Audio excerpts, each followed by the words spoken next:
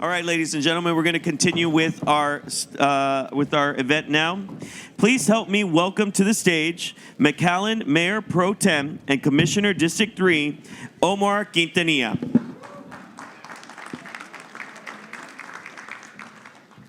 Good morning, everyone. How's everybody doing? That was a great segment this morning on banking and the future of banking here. We're very excited to be able to be here with you, and it's my honor to introduce our keynote segment. If you can have a seat, please. As one of the top economic leaders in the state, the power of McAllen's economy is unique. This year, McAllen is proud to bring back the International Economic Summit at McAllen with a clear goal to provide new economic insights and takeaways from some of the best international advisors from the US and Mexico. First, we will hear from Dr. Belinda Roman, an associate professor of economics at St. Mary's University, go Rattlers. Her research introduces collaborative work with the Brookings Institute Global Cities Initiative.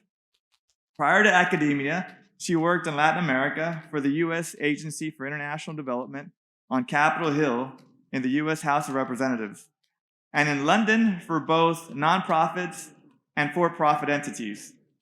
She was recently recognized by the Wall Street Journal as the most accurate forecaster for 2023 in the Wall Street Journal's panel of economists surveyed to estimate the state of the U.S. economy. Next, we will hear from Licenciada Erika Martinez Mott. She holds a degree in political science from the Universidad Nacional Autónoma de México. With over 25 years in legislative affairs, she is currently the General Director of Grupo Estrategia Política. In this role, she designed the Monitoring and Strategic Information Platform, as well as other models for political analysis and strategy. Throughout her career, she has advised a variety of industries such as export manufacturing, food and beverage, energy, pharmaceuticals, and agribusiness to promote public and private sector collaboration. And finally, these two exceptional professionals will be joined by the return of Dr. Duncan Wood, Vice President of Strategy and New Initiatives and Senior Advisor to Mexico Institute. He focuses his research and publications on supply chain policy, Mexican politics, and U.S.-Mexican ties. He consistently gives testimony to Congress and other national legislatures and has published 12 books. In July of this year, Dr. Wood will become President and Chief Executive of the Pacific Council of International Policy, a membership-based organization based in Los Angeles that focuses on global issues. Dr. Duncan Wood will be with us hopefully shortly, and congratulations to him on his new role.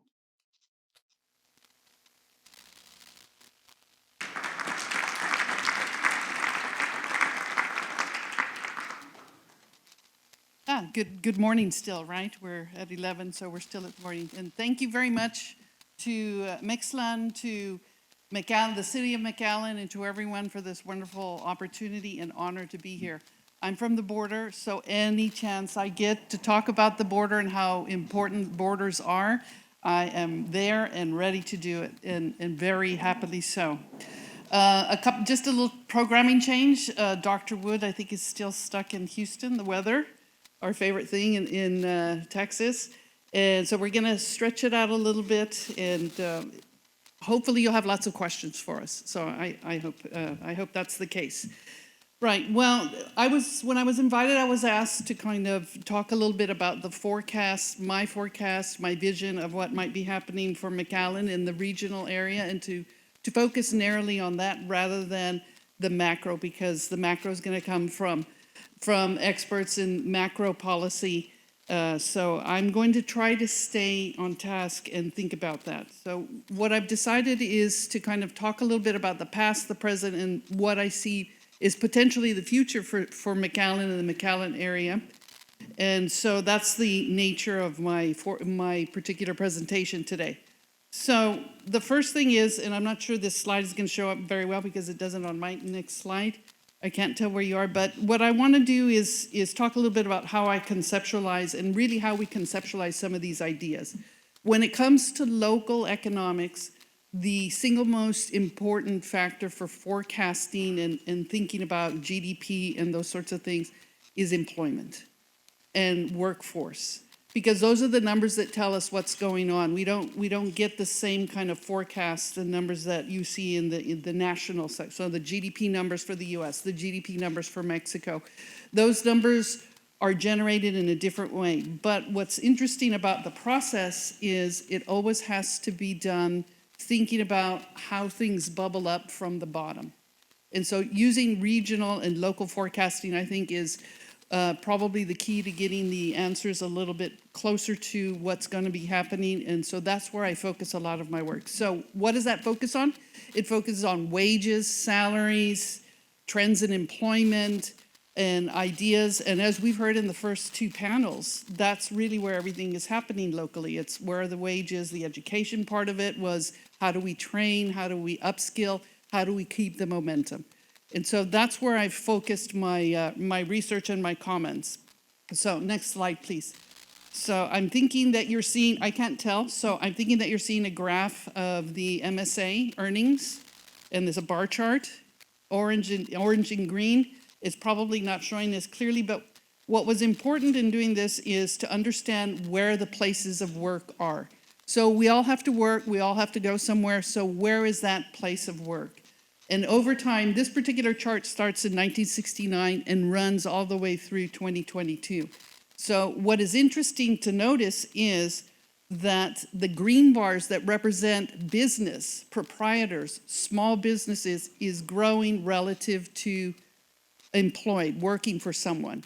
And that was a theme that we heard earlier today. Earlier today, we heard several, especially from the colleges and universities, more students are interested in being entrepreneurs. And we heard from UTRGV, the entrepreneurial program. So it's also showing up in the numbers now. We're getting more entrepreneurs along the border. And I think that's important because entrepreneurs, small businesses, micro businesses, 1 to 4 people, small businesses, 5 to 25 to 50, they are the economic engine of any economy because they create that churn. They create all of that extra employment. We are always thinking about the big companies like Google or Amazon, and yes, they employ a lot, but the churn, the creativity, the growth actually comes from small businesses. So the more we can do to support small businesses and help people get into that the economy through that conduit, I think that's where you see the more growth coming in, the more benefit. Recently, McKinsey Global just published that 50% of future growth, of GDP growth, of business growth, that value added comes from small businesses. So there's nothing wrong with being a small business. And oh, by the way, small businesses, the big Google started off as a small business and grew. And Amazon started in a garage and started off as a small business, and look where it is now. So the growth has to start somewhere. And my offering is that it starts with the small businesses and we help them grow through the banking sector, through the education sector, and through everything else that happens in the economy. There is next slide, please. There's a big association between wages, salary growth, and income. And that should be no mystery to any of us because 75–80% of our income is from salaries and wages. So if that's the case, then as those grow, the overall income of the area should be growing. And so this graph is showing a little bit of that trajectory, showing the growth and the relationship between income, wages, and salaries. So the more the greater McAllen area can do to support the growth of wages and salaries, even if it's in the form of small business, the better it is for you all. That's tax revenue, that's banking, that's taxes for the school districts. It's just the key. It's where everything comes from. So we're looking at those kinds. I'm looking at those kinds of things when I think about where are we going in terms of the economy. Next slide, please. And I'm not sure how this slide is going to show either because on my little desktop it's not it's not as clear as it was on my bigger laptop. But I wanted to, and I'm very keenly aware of how important Mexico is to the border, how important the border states are to each other. So we're in South Texas, and so South Texas, Nuevo León, Tamaulipas, Coahuila, they're all very important. I'm originally from El Paso, so Chihuahua is important to us. And so whenever I look and I want to do these kinds of forecasts and I want to understand what might be happening and where the future is for the border region, I always have to look at the Mexican states and the big central cities in those Mexican states. And for this area, that's Monterrey. And so what is interesting about Monterrey is the unemployment rates, at least in the official statistics, are going down. So that tells me that that city has a very dynamic and robust economic sector. And so that's good for us. That's good for the border. That's good for San Antonio. That's good for Texas. That's why this whole region is driving the Texas economy the way it is, because there is growth on both sides of the border. Next slide, please. Additionally, what I look at, and I tried to look at this time, was to look at the wage growth. And the wages are growing. So there's two clusters on this, I hope it is, this slide. There's the formal and the informal sector. So the formal sector is experiencing growth in wages. And as we just heard from the bankers, growth in wages, more deposits, more lending, more growth. It's a virtuous cycle. But the informal sector is also growing. The earnings of the informal sector are growing in Monterrey. So that tells me there's opportunity to integrate the informal with the formal and grow in a different way. And that comes down now to policies, education, intentionality on the part of the officials in Nuevo León and Monterrey, but also what we can offer there. And we've heard it through the education side that we're inviting people in to come study and then they can go back. There's no brain drain as long as they stay in the area. So the wages are changing as well, and that's a good sign. Next slide, please. So let me see, I can't see this slide, so I'm going to do this. I got a plan B as well. Plan C, this one is. I had my phone originally, now I have my slides. So the next one, and you'll have to help me out here, is it should be a very complicated futures of growth. It's a tree map, and I like tree maps for the simple reason that they represent how complex the local economy is. So all these great squares, all these great things going on in this image are telling us this is how diverse the activity is in this area. And when you have that kind of diversity, you also have more opportunity for creativity, for new ideas, for innovation. So if this were a very sparse, very sort of a few squares in there, I would be worried because there's not enough diversity in the local economy to support additional growth. So now we're seeing that there's quite a bit. There's some interesting traits in these particular slides, like the growth in domestic workers, which is I find very interesting, and then sales, dispatch, and other activities dependent on trade. Those are all interesting features of the local economy, and we shouldn't be surprised because I think they're pointing to what we already know about ourselves. But the key in this particular configuration is how do we flip some of these into higher paying jobs, better integrated with more impact on the local economy. You also see truck drivers, cargos, and vans up 10%. That should not be a surprise either because we're a transportation nexus. So I leave this here because it demonstrates complexity. And that's what we want to see. We want to see a complex, diverse economy locally, and that's where McAllen is going. Next slide, please. So while I was trying to develop out this forecast, I thought, well, what should I look at? What should I focus on? And we know that trade is changing. We know that this is a great trade corridor, #1 in the country so far. So we know that. What else do we know? We know that there's a lot of churn, people coming across. We've heard from the bankers. I didn't want to overlap there. And we heard from education. I didn't want to overlap there. So I dug a little bit deeper into the numbers. I said, what what can I point at that kind of covers a lot and speaks to the future, but is also, something we can integrate into the story that we're trying to create today. And I found data services and equipment.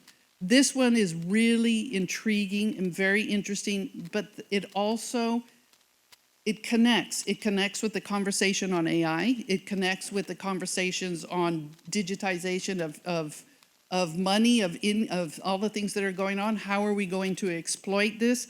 And so there is significant growth in the export of digital products, data products, and equipment in this area, coming out of Mexico. So if it's coming out of Nuevo León, then it must be coming here, and it probably sits here for a while, and then it goes somewhere else.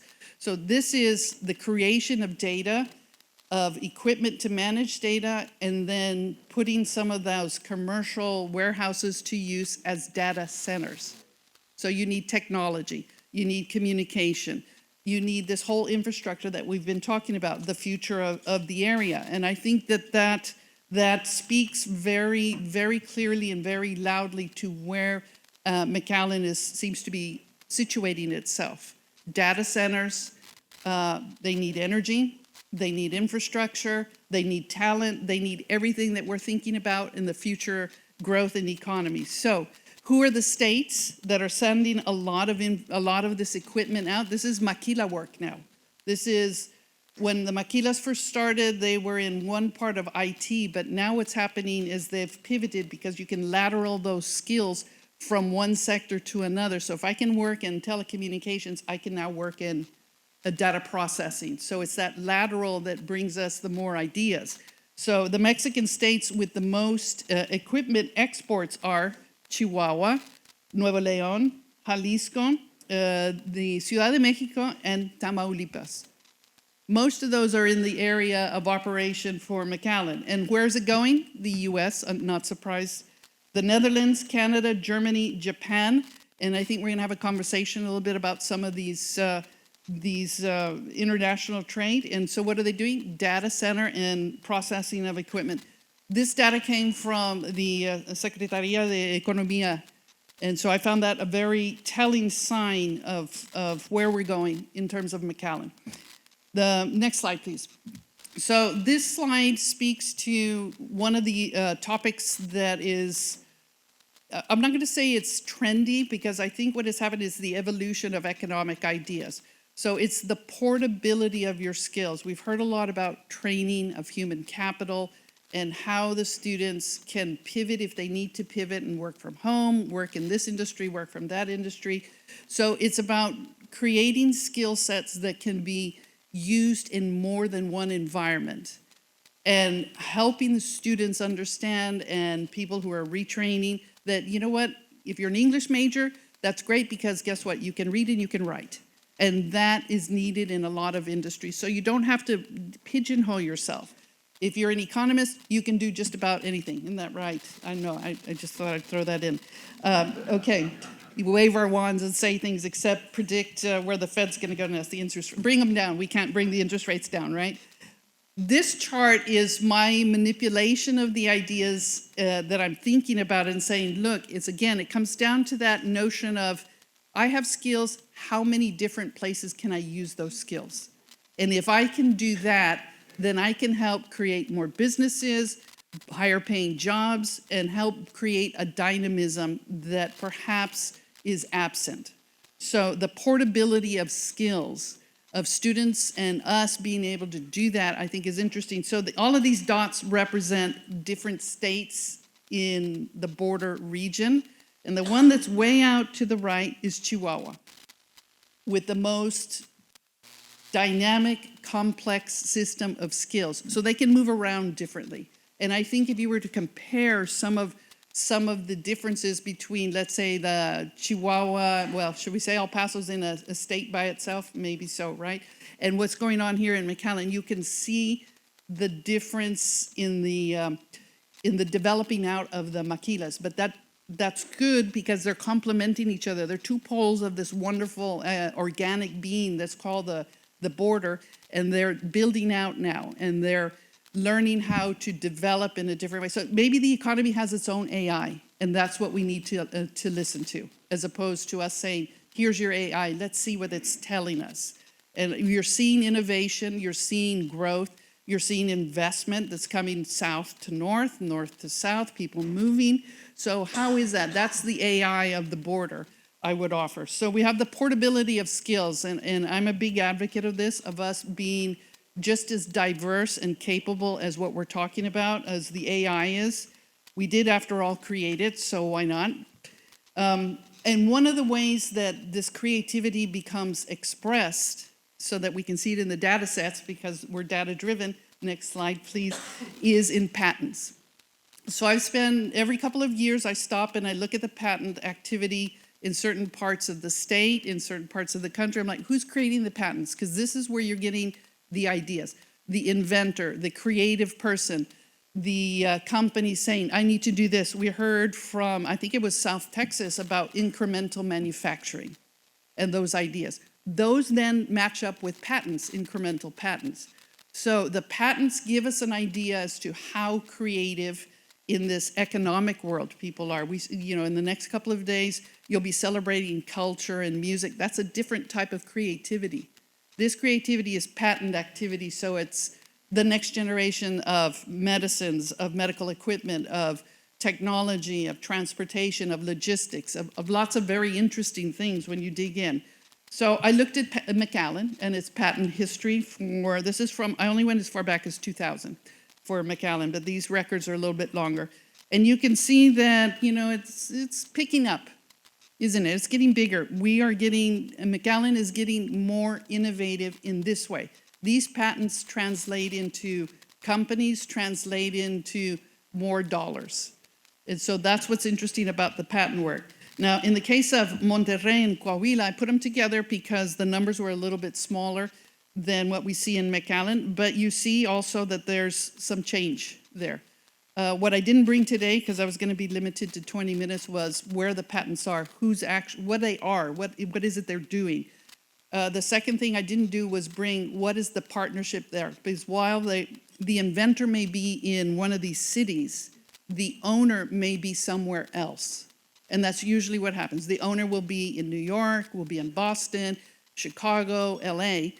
And really the play there would be to have the inventor and the owner here and stay here. So bringing all that potential and keeping it here, because that's what translates into additional economic activity. So I point this out as a way of thinking about what can Macallan do for the future. Invest in the inventiveness and the creativity of everyone that's getting this wonderful education and these wonderful opportunities here in the Rio Grande Valley. So the patents are important. And I thought this was right. This is a duplicate, if I'm not mistaken. Is that the same slide? No? Because I've got it twice on mine. We might want to go ahead and skip to the next one. So then now, my forecast. Forecasting is so hard to do because there's so many moving pieces. There's all this noise, and there's a lot of variability. As we heard this morning, the employment numbers have changed again. Last month it was 300,000. Now it's 175. It's just up and down so much. It's hard to think about forecasting with all of this noise. But noise, again, in my view, is a good thing, because what it tells us is there's a lot of churn, there's a lot of activity, and so that activity at some point is going to come together, coalesce, and become something more tangible. The issue is, can we see it now or predict it now, or do we just wait for it to happen? And based on what I've laid out for you here today, and what I've been thinking about and what I've been seeing, there is so much growth potential in the Macallan area, but that requires intentionality on everything that we've been talking about so far, and that we're going to talk about in a few more minutes here, is the intentionality of saying, oh, I see this opportunity, let's take it. Let's take it in the economic sense, the education sense, the cultural sense, the social sense, the community sense. Let's try these different activities, because we know they're tried and true. They're tested. Patents are tested. Any city in the United States or in the world that has high levels of patent activity means also that they have high levels of income, high levels of growth, and high levels of influence in their national and global pictures. So that is something that McAllen can look forward to, I think. I think it sounds to me like there's a lot of opportunity here. And I think I'm forecasting that maybe out by 2040, the median income somewhere around 50,000, 55,000, because I think it's what, 33, 35 right now. So that's going to grow. Employment has to grow with that. So does everything else that falls from it. So I think there's a significant growth opportunity here. It's how it's harnessed to the benefit of the city of McAllen. Right. And that's me in a nutshell. That's my thinking and my forecast for today. I think we'll take questions after we've had a conversation, right? Another one. I think that's okay. I did 30 minutes instead of 20. So thank you. Thank you for the opportunity.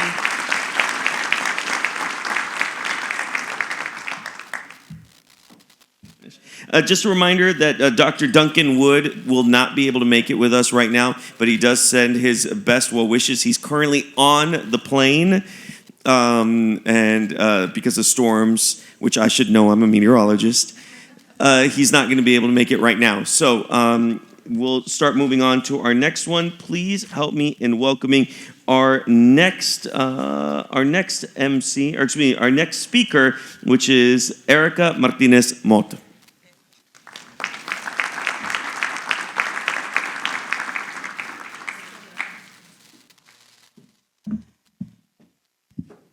Buen día, ¿cómo están? Qué bueno, me da gusto saludarlos y un gusto y placer el que me hayan convocado. Van a escuchar un poquito más de español en estos momentos. Y tratando un poquito de que ustedes se vayan asociando de lo que está pasando en México, sobre todo en la cuestión política, me voy a permitir darles un panorama muy general, pero con aras de que ustedes también se queden con dudas y me pregunten. Bueno, les voy a platicar, no sé si está la presentación puesta, si me pueden ayudar, por favor. A mí me gusta iniciar platicando un poquito en el escenario en el cual entra el presidente López Obrador. Ustedes, como bien saben, ya estamos a punto de acabar el sexenio y que de una u otra manera nos ha llevado pues a ciertas implicaciones comerciales, manejo económico que tiene el país, la parte político-social y sobre todo en aras de que ustedes vayan familiarizándose y justo cuando tenemos esta relación México-Estados Unidos, qué tan relevante es una política interna que tenemos en el país vecino, que puede ser a lo mejor muy restrictiva o muy holgada, pero que tiene los grandes efectos en la parte comercial. No sé si ya está, yo creo que ya. Bueno, voy a empezar un poquito con la historia y a ustedes les va a empezar a hacer un poquito de sentido. Al inicio del gobierno del presidente López Obrador, ustedes ven esta pirámide invertida y tiene una lógica. Cuando él llega al gobierno, y voy a hacer a lo mejor señalando un poquito de antecedentes, a mí me encanta bajarme, yo creo que esta parte me cuesta un poquito de trabajo y más porque lo voy a visualizar. Es más cómodo además. Un poquito en esta pirámide invertida tiene que ver con la parte de los programas sociales porque es una narrativa que tiene el presidente a lo largo de 16, 18 años que logró hacer toda una campaña política y juntar estas empatías por ciertos sectores que se consideran desprotegidos o no representativos, pues es su base de su gobierno. Es una narrativa que suena muy bien, tiene ciertos componentes de empatía, pero también viene un tema posteriormente de concentración. Justo con esa empatía, poder que tiene, se da la concentración de poder. ¿Y qué señala?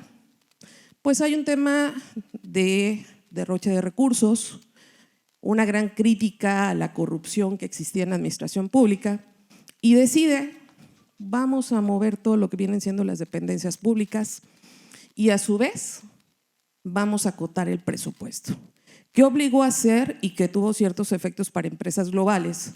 La parte de la regulación.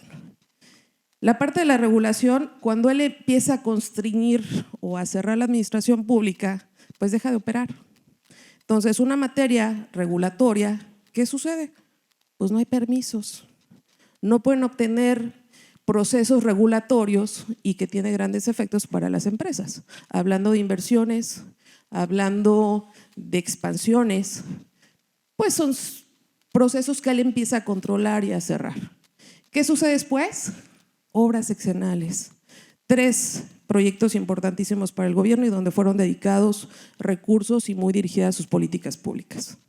Dos Bocas, el aeropuerto y el tren transísmico, que de una u otra manera tiene una lógica en el sentido de lo que yo les decía en la base piramidal. Buscar aquellos sectores que no están representados, que puedan ser representados y que tengan esa dinámica económica. Nada más que hay un detalle, que es en donde viene la falta de infraestructura y el nicho de oportunidad que de una u otra manera se visualiza como el nearshoring, ¿no? Más allá de las problemáticas que se empezaron a enfrentar comercialmente Estados Unidos con otro país y se empiezan a abrir las oportunidades para México. Entonces, vemos obras seccionales y viene la cereza del pastel, los programas sociales. Esta es una narrativa tan importante que ya lo vemos en la Constitución y que de una u otra manera los recursos se están visualizando justo para atender a toda aquella población que fue su base a lo largo de los 16, 18 años que él ha tenido. Entonces, de una u otra manera, si ustedes ven, hay una cadencia. Se vuelve a invertir, ¿no? Si lo ven desde un inicio. La cereza del pastel vuelve a ser un tema de la retórica nacionalista. Los que son empáticos, los que no son empáticos. ¿Sí me ayudan con la siguiente, por favor? Y se preguntan, de todo eso que ha pasado, la popularidad del presidente no ha bajado, justo, porque tiene esta narrativa tan fuerte hacia los sectores protegidos que tiene un 58% de popularidad. No ha bajado. Vean nada más la gráfica desde que entra el presidente hasta este momento. Los diferenciales, 2, 3 puntos, la verdad es que no merman, no le afectan nada, a pesar de que hay una cadencia con todos estos proyectos que él maneja, muy enfocados, los 3 pilares que yo les decía, pero el fortalecimiento de los programas sociales es lo que le ha dado la empatía y la fortaleza a que él se pueda mantener hoy en día muy bien en el poder. Sin embargo, tenemos otros ejes importantísimos. La percepción de los servicios de salud. Desde el primer mes se empezaron a acotar en los temas de medicamentos, se empezó a constreñir, justo en esta narrativa que él decía que había muchos elementos de corrupción o colusión que conocemos. La parte económica, avanzamos, pero sabemos que tenemos una macroeconomía fuerte, ¿no? La industria maquiladora, frontera, eso es lo que nos está dando a nosotros un elemento base fuerte de desarrollo. Evidentemente, maquiladoras por arriba a veces de las remesas. Ya no hablo de Pemex, entonces tiene ahí el fortalecimiento. Situación de la seguridad / inseguridad, fuertísimo, pero él ha tenido un manejo muy controlado, aunque diga, bueno, pues abrazos y no balazos, pero ha tenido ese sentido para ellos, aunque pues evidentemente el crimen organizado está presente, pero ahora lo que vemos ya son delitos de otro orden hacia el transporte y demás, que de una u otra manera ya se pasa el costo hacia los estados. Y creo que me falta uno más, que es el tema de la corrupción. Ese elemento no ha podido bajar. La gente sí está consciente que se ha ido incrementando más el tema de corrupción. ¿Qué significa esta lámina final de cuentas? Que ustedes tengan el panorama cómo son finalmente contrastes. Por un lado, una parte de programas sociales que le da mucha rentabilidad, pero donde debería ser el ejercicio de una u otra manera, percepción y demás, pues tenemos ciertos elementos. ¿Sí me ayudan con la siguiente, por favor? ¿Cuál es el balance en este sexenio? Proyectos transeccionales. Estos 3 programas que de una u otra manera el presidente tiene ya están en la parte final, lo voy a decir, no alcanzan a culminarse. Tenemos Dos Bocas que todavía no produce, que tiene que ver con Pemex, energía. Tenemos el tren transísmico que todavía está en un proceso con ciertos demoles, pero ahí va. Y tenemos al AIFA, que afortunadamente tenemos un vuelo México-McAllen, ¿no? Eso vamos bien. El otro, incluir los proyectos no garantiza la viabilidad económica y no, yo no lo pondría tan negativo. Tiene un sentido y es normal, natural, que todo proyecto tiene un proceso para poder escalarlo. Evidentemente hay retrasos, el recurso que se dedicó a ellos pues tienen que tener finalmente sus efectos. ¿Qué sucede con los contrapesos institucionales? Que ese es un debilitamiento que tiene México. Control presupuestario, yo les decía. Achicamiento de la administración pública, tema de anticorrupción que manejaba, pero también a su vez, aquellas entidades que no pertenecen al partido en gobierno pierden ese control. De una u otra manera se achica su presupuesto y tienen unos ejes diferentes para poder tener esos recursos, ¿no? Hay una gran historia, o sea, ustedes lo vivieron, bueno, la parte de Tamaulipas lo vivió años atrás, cuando no eran los mismos colores de gobierno con el de la federación. El otro elemento tiene que ver con los órganos autónomos y estamos haciendo críticas porque a final de cuentas esos son elementos que nos ayudan para entender qué está pasando en México. Derivado de esta parte anticorrupción, y muchos lo sufrieron las empresas globales, con Hacienda. ¿Qué sucedió? Los técnicos los quitan y nos meten a otras figuras como las Fuerzas Armadas, la Sedena, la Marina para ejercer ciertas acciones en las aduanas y en otras áreas que son claves. Y eso de una u otra manera también se pierde ese contrapeso. Austeridad republicana, pues ya se los mencionaba, hay muchas estrategias de financiamiento, para financiamiento y evidentemente la participación de las Fuerzas Armadas que les acabo de señalar que van en otras áreas, que eso es súper importante, porque para nosotros técnicamente perdimos recursos, el ir facilitando los procesos administrativos se paran. ¿Sí me ayudan, por favor? Ya se van a espantar con todo lo que les estoy diciendo, ¿verdad? No se espanten, no se espanten. ¿Qué sucede? Criterios de política económica. Hacienda cada año tiene que presentar este análisis económico y la proyección que se tiene del país para el 2024-2025. Véanlo, no estamos tan mal, que ese es un poco lo que yo les refería. De una u otra manera, la parte económica está estable. PIB, inflación 3.3, andamos por el 4.4, es una proyección, se tiene que ir escalando y tiene que ver con los propios procesos. El tema de las tasas de interés, la verdad, y ya lo han dicho hoy en día tanto el presidente como las candidatas, no se van a tener la injerencia con Banco de México, que es quien finalmente define la parte de las tasas, la van a dejar que ellos le estén manejando. Tipo de cambio, ustedes ya lo conocen, hay algunos que ya estamos por arriba de los 18, ahí por eso les tengo que mencionar. Y el tema del petróleo, la realidad es que ha ido escalando, ven ustedes el diferencial, pero finalmente es como está en 2024 y la proyección que tienen. Hay por ahí un tema que nos puede hasta beneficiar. La tirada es que 2024-2025 ya pueda producir dos bocas y ese es un plus que hoy en día ve el gobierno. Macroeconomía, vuelvo y digo, tenemos los aumentos del salario, o sea, tenemos una dinámica finalmente económica, eso nos ha ayudado bastante, el manejo de la inflación, el tema de los programas sociales y la parte de la pobreza, que vuelvo y digo, también son mecanismos de apoyo.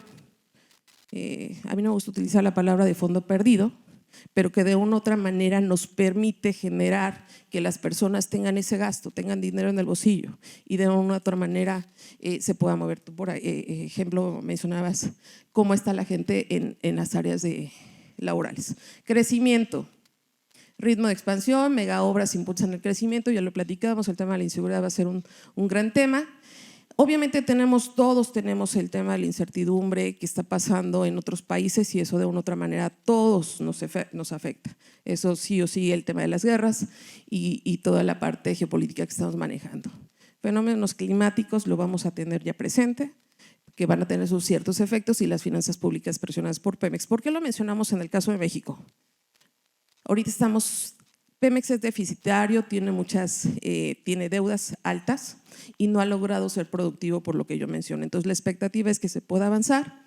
Entonces de una u otra manera esto nos está agotando un poquito la parte económica en México. ¿Sí me ayudan, por favor? ¿Ya los espanté? No se espanten. ¿Qué gran reto tiene México en el próximo mes? Vamos a enfrentar una campaña, la más grande que hay. Se van a pelear más de 20,000 encargos públicos.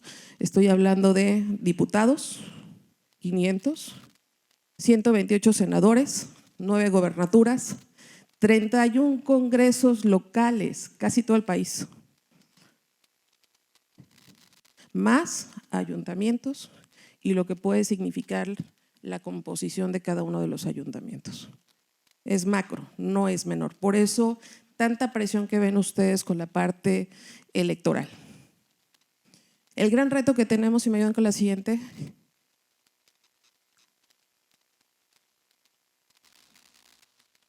El gran reto que tienen justo las candidatas es esto, cómo enfrentar la parte electoral.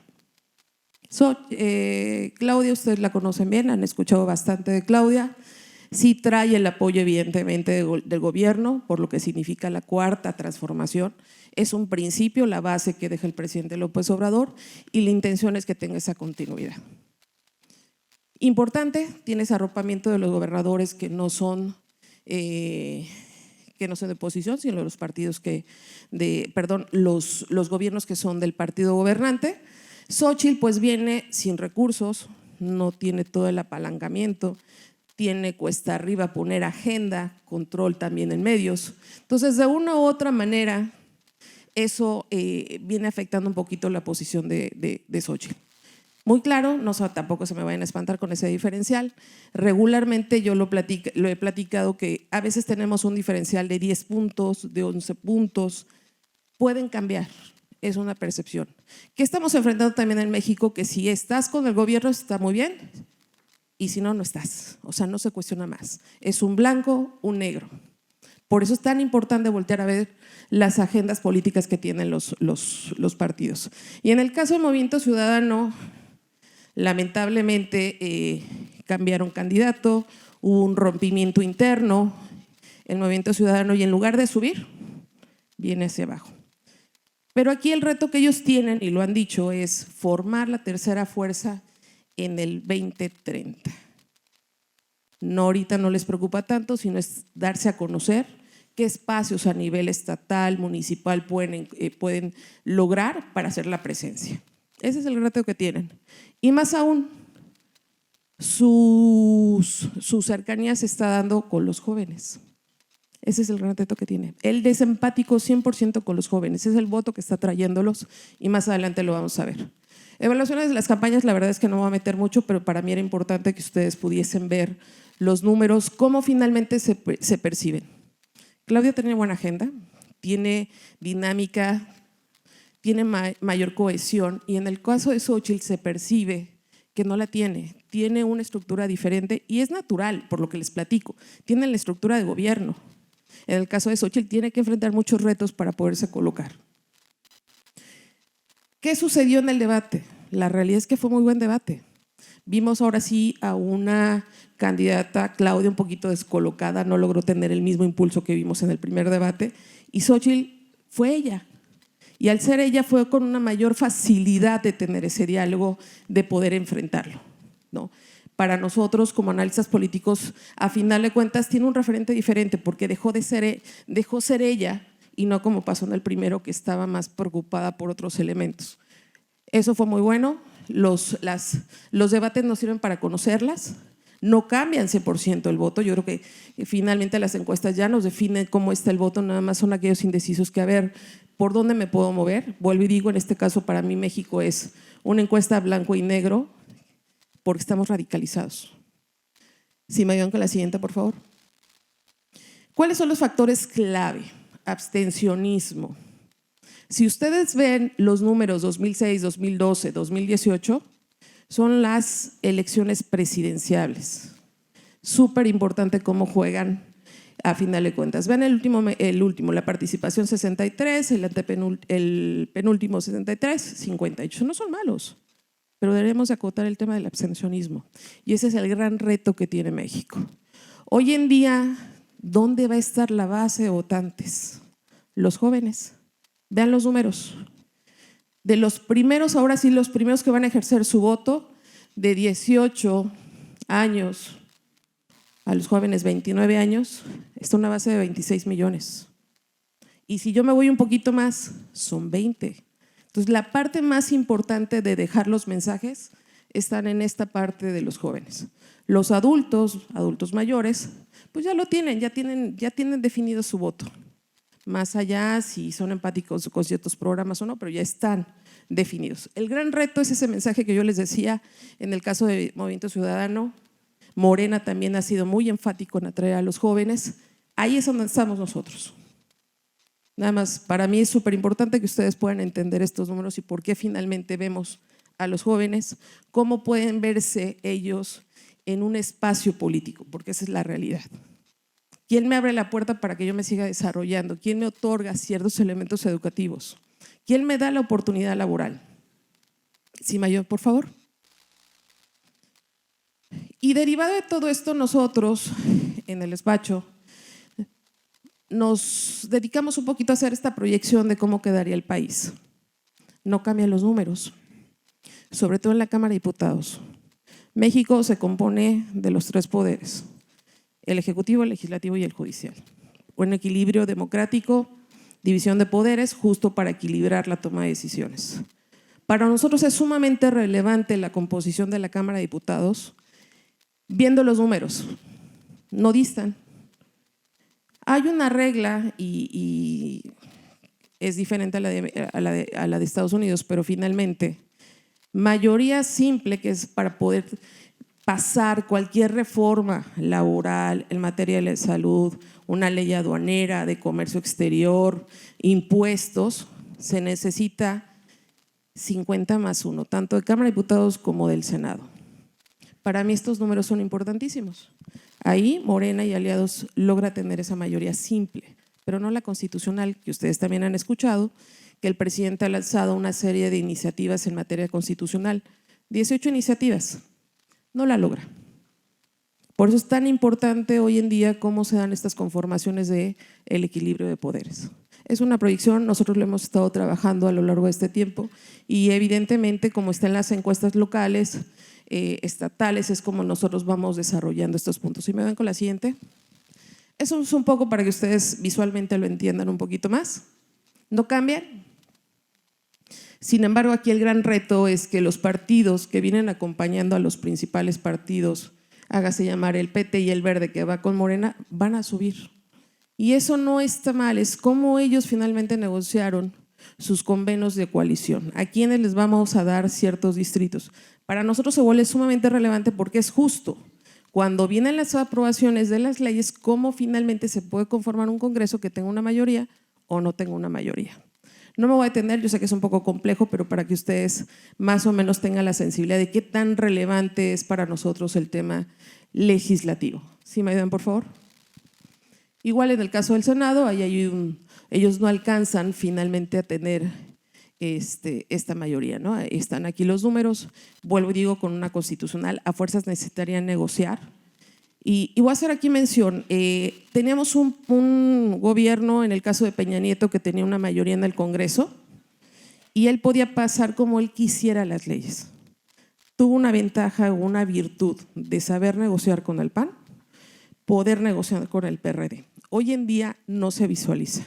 Viene una tesitura completamente vertical y eso nos ha llevado a una complejidad de que el país pueda avanzar en otros temas que no son temas del Ejecutivo. ¿Sí me ayudan, por favor?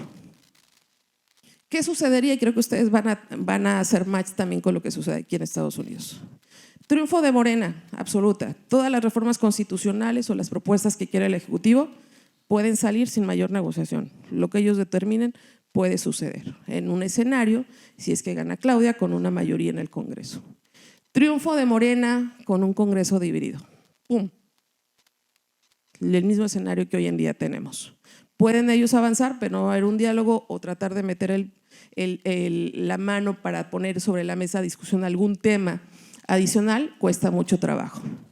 Triunfo de la alianza. El PAN, el PRD y el PRI. Le va a pasar en dado momento como le pasó a Fox. Una mayoría, pero no tenía el Congreso. Un impasse. Entonces también se va a tener que aprender a negociar con los de izquierda, ¿no? con la oposición. Y si viene una línea vertical, como nos pasó, que no había un oído diferente más que del presidente, se vuelve muy complejo. Pero más allá, grandes retos que tenemos, y ya lo estamos viendo, y creo que de una u otra manera ustedes también lo visualizan. El discurso de fraude. Porque si el presidente o la 4T, Claudia, no está a gusto con lo que pudiera suceder en el Congreso, los votos son definitivos. O sea, un voto, un espacio en el Congreso puede hacer la diferencia si en dado momento no la tiene para ganar, piso parejo. Y eso es lo que van a buscar. Entonces, es tan relevante para nosotros esta división de poderes justo por esto, ¿no? Entonces, ya vemos esa narrativa. Ustedes recordarán aquella frase de voto por voto. Esa es la intención de revisar el mecanismo. ¿Sí me ayudan, por favor? ¿Qué traemos en la agenda bilateral? Inflación, que creo que los dos países estamos trabajando en ello. El tema narcotráfico frontera es un gran reto. Hay ciertos temas que también México tiene que trabajar muy fuerte, quizás cambiar esa política, y hay que decirlo con todas sus letras. No es un tema de esta administración, viene de dos administraciones muy fuertes donde evidentemente no se hizo ese análisis, esa política finalmente de saber cómo conducir o tratar de detener este elemento de narcotráfico. No me voy a detener en ello, pero es una constante que va a ser muy difícil que un presidente de la noche a la mañana pudiera detenerlo. Está en las venas, está en todos los elementos y esa es la traducción. Vuelvo y digo, no es un tema donde hay que señalar a un presidente, viene de administraciones atrás. Difícil para los mexicanos, hay que decirlo como tal. Es un gran, gran reto. El tema de relación con China.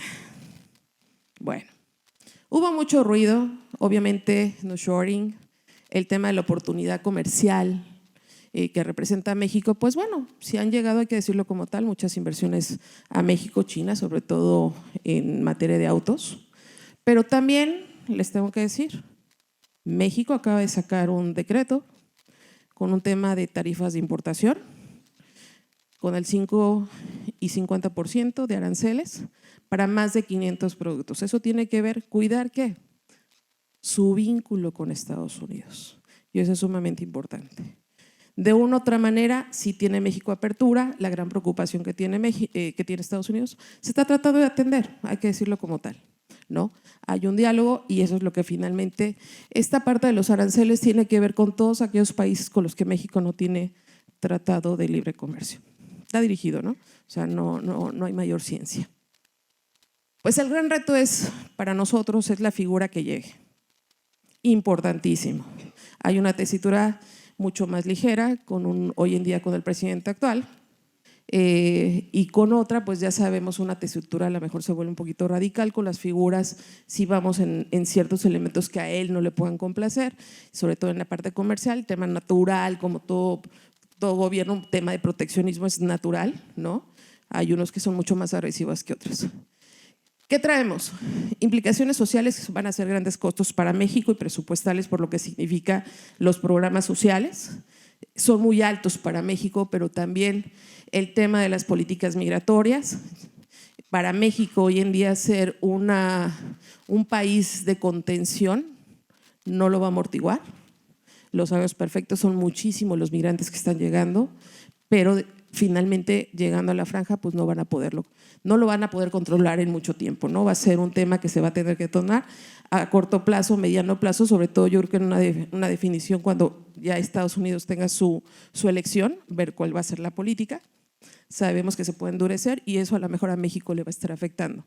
Habrá mecanismos de contención, ya veremos qué sucederá. Está el tema de la revisión incómoda del TEMEC. El próximo año México ya está trabajando con el sector empresarial justo para ver cuáles son los puntos que se pudieran dar. Vuelvo y digo, para nosotros es sumamente importante quién llegue en el caso de Estados Unidos para ver esta parte de las negociaciones. Y bueno, el tema de los paneles, creo que ustedes lo conocen perfectamente bien para el sector industrial, la parte laboral, la parte energética y hoy en día se suma el tema del maíz, que para nosotros tiene una implicación fuerte. México importa, ayer daba la cifra, 17,000 millones de toneladas al año de grano. Es altísimo. Entonces, a veces una narrativa social, ideológica, tiene efectos y efectos colaterales muy fuertes. Y por ello nos ha ido avanzando más allá, más allá. ¿Sí me ayudan con la siguiente, por favor?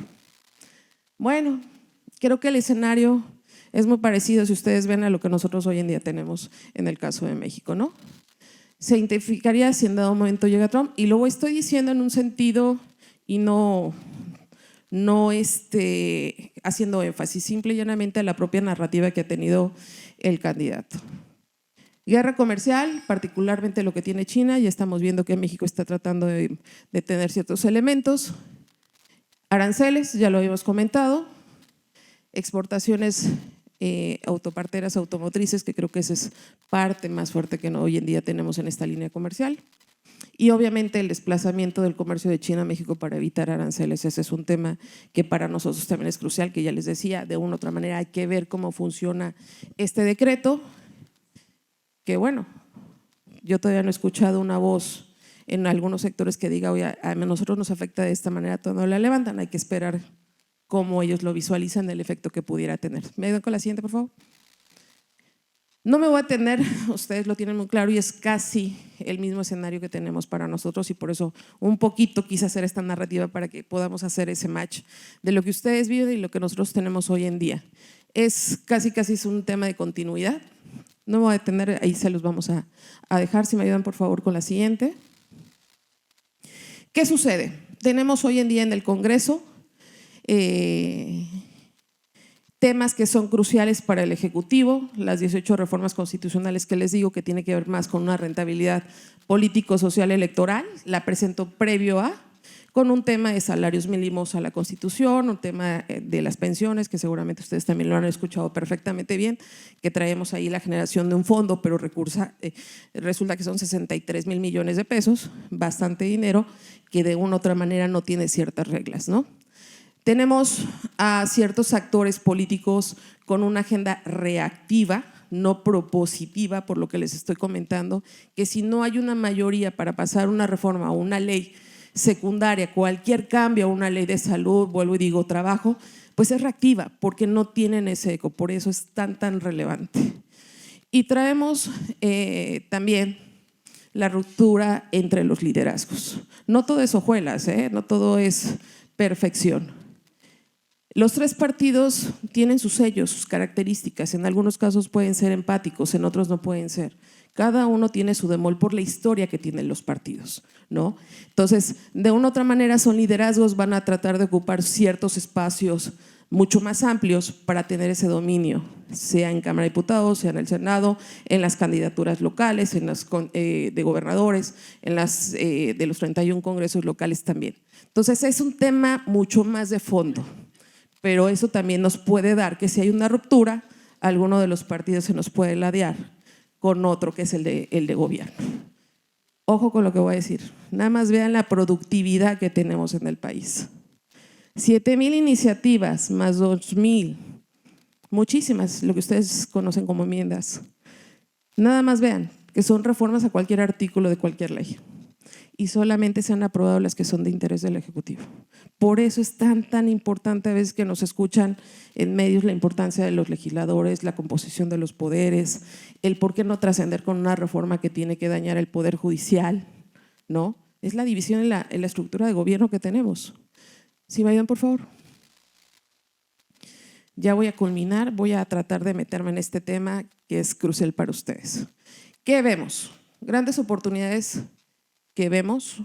México es un país resiliente por propia naturaleza. La economía de México es resiliente. Es una gran oportunidad que tenemos. Tenemos la consolidación del mercado laboral. Hay algunas, lo sabemos perfecto, que en algunas entidades hay déficit laboral, pero a final de cuentas se está tratando. Hoy en día las políticas que se tiene en México es justo tratar de ver la parte de los derechos laborales y van a continuar con la siguiente administración. De una u otra manera, sea Claudia, sea Xóchitl, es parte de los programas que ellas tienen. Plataformas de gobierno electrónico, les tengo que decir que ese ha sido un elemento crucial para el gobierno, porque a partir de ahí ha tenido mayores ingresos en haciendas. El hecho de incluir la tecnología y los sectores como de servicios también les da ganancias al gobierno federal y ha sido buenas. El tema de regular, el tema de telecomunicaciones y bueno, los grandes retos. Crecimiento regional con desigualdad, ya lo platicábamos, la virtud que tiene Monterrey, otras virtudes que no tienen en otras entidades.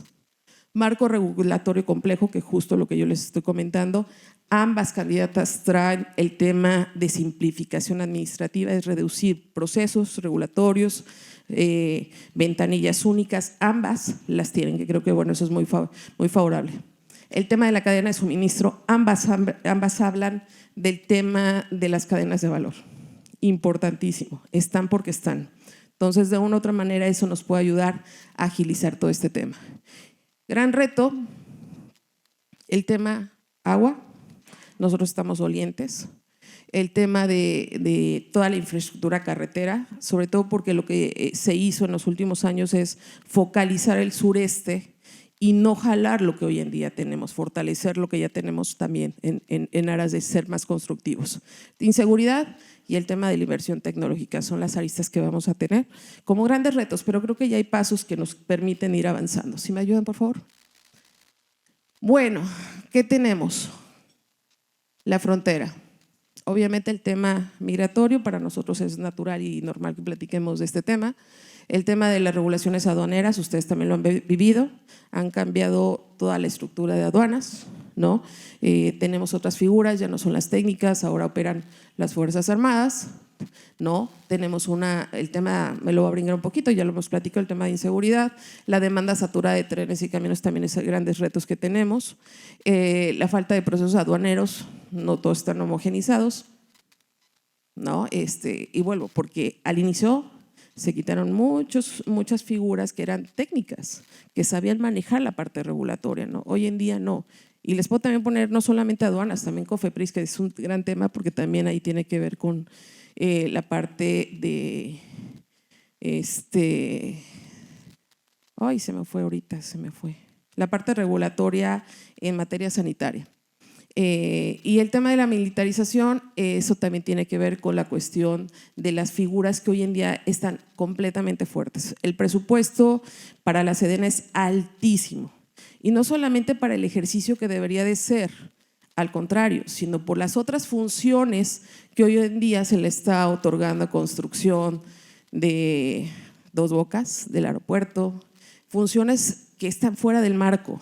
Entonces eso también ha llevado que sea algo muy fuerte económicamente y eso también va a ser un reto después para México. No me voy a detener, si me ayudan por favor, y solamente yo iba a cerrar con el tema de aduanas. Evidentemente tenemos la agencia, que es un gran reto que tiene México. Inseguridad, infraestructura, homologación de criterios, capacitación de personal, que es algo que he estado comentando. Entonces, de una u otra manera, quien llegue hay que ver la figura. Nuevamente estamos ya en el proceso de elección. En junio tenemos la elección, nuevo gobierno toma posesión en octubre, el Poder Legislativo queda integrado en el mes de septiembre, el presupuesto se tiene que presentar en octubre en vías de que se apruebe en diciembre. Entonces, lo que resta del año, México tiene una dinámica muy fuerte, no se ve grandes retos económicos, se los voy a decir, porque entra y luego en lo que asume todo este rol vamos a tener un proceso. Sí les tengo que decir, ahí va la parte buena para que no vean que soy tan radical. A mí me gusta muchísimo cómo ha venido trabajando alguna de las candidatas. Cohesión, empatía, abierta al diálogo con el sector empresarial, lo que no vimos con el presente, con el actual presidente. Cuando él empezó era una cuestión mucho más cerrada, no había un diálogo. Hoy en día la candidata Claudia ha tratado de tener ese diálogo con diferentes sectores, eso es muy bueno. No tenemos esta parte ya radical que veíamos con el presidente porque ya dejó su base y es natural, vuelvo y digo, no es una crítica negativa, simple y llanamente es cómo él llegó a ser ese líder, ese carismático para poder tener y plantar esta estructura de la 4T. Yo con esto cerraría, son algunos elementos. Yo creo que pasamos al segundo bloque, no sé si van a haber preguntas, pero espero que los haya inquietado un poquito.